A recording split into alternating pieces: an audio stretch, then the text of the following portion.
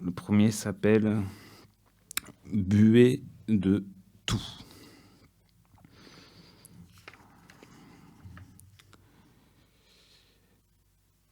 Elle est là, je la sens revenant, rebondir et disparaître. La camionnette entre arrêt brusque et tergiversation de mon beau-père, Severiano.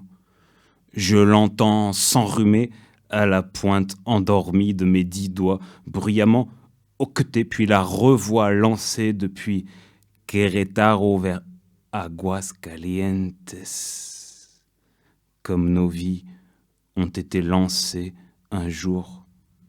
Vers quoi? On voyait s'épuiser un ciel très rose à travers l'épaisseur teintée des vieilles fenêtres, et le moteur était à relancer à chaque feu rouge, comme si l'engin n'en pouvait plus de ce Mexique perdu, et comptait passer la nuit là, où les voitures en ombre et fumée grasse cherchaient peut-être à rejoindre quelque chose, ou fuyaient juste et priaient pour qu'au creux du cri de leurs mains d'ouvriers fouettés, une église accueillante éclose, où répit nous serait donné enfin, promis, en nous penchant pour l'implorer, le très grand lui cloué qui nous met là sans mots pour dire le poids et malin nous donne à peupler un corps éparpillé de mouches enflées après les pyramides coulées et l'arrivée voulue des Cortés japonais sous nos yeux désunis en taillant l'aube et l'âme au fric. Et quelques faibles instants j'hésite à lui demander mon beau-père en butte au ratage mécanique. Car plus rien ne veut ici-bas, car plus rien ne met d'énergie, même catholique, à démarrer nos vies vers rien.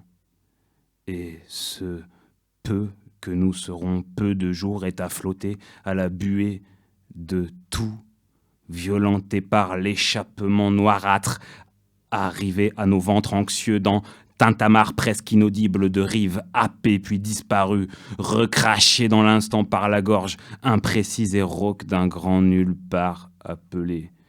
Il se peut, mais les certitudes sont finies. Léon, Guanajuato. Enfin, quand même, je lui demande. Je te demande là, mon Severiano, si plus personne n'y était plus du tout là-haut, alors, et rien du tout, depuis le premier cri, ne nous aurait malignement pensé perdre ou faire chavirer, ça changerait quoi? Nous le rendrait le dernier trait de ce sketch inspiré, rose et sanglant, moins beau peut-être? Ou tout du moins l'écho de ce silence à nos pieds venus fondre, un quart d'éclat moins surprenant. Guatemala. Mais fait-il autre chose que de pleuvoir? Texte écrit à la Antigua, Guatemala. Plus rien à foutre du tout de rien, ou pratiquement. Et c'est ce pratiquement qui, depuis le début, embrouille l'humain. Parce que profonde, on a l'envie tous qu'un éclat magique advienne. N'importe quoi face à la pluie qui aurait chance de faire date, comme l'envolée soudain hors de son feu de cet impressionnant serpent peureux, Ségosillon. Une vie entière serait magique pourtant, à ne plus rien faire d'autre qu'explorer l'attente humide, l'attente de rien, magique et lente, humide et prolongée d'un regard doux, la prochaine goutte, la prochaine goutte, la prochaine goutte.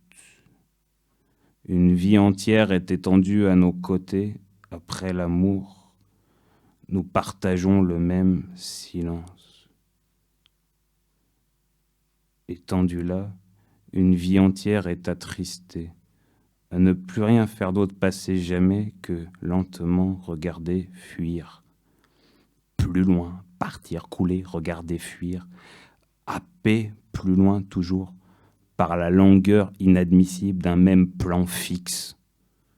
Moite et sucré, sensible, serein, glisser du seul et même insupportable film trop long.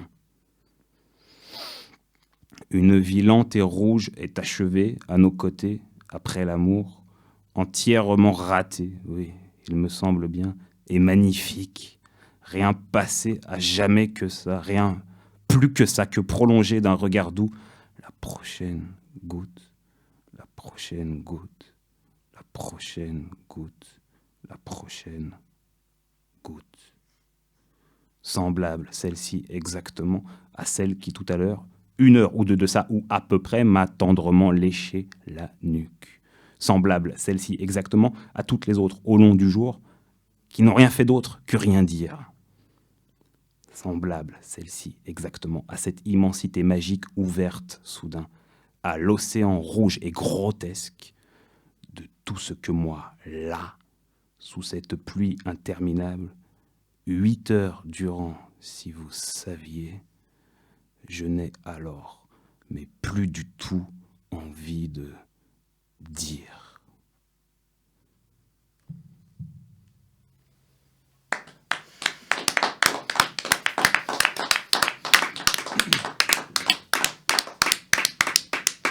Merci.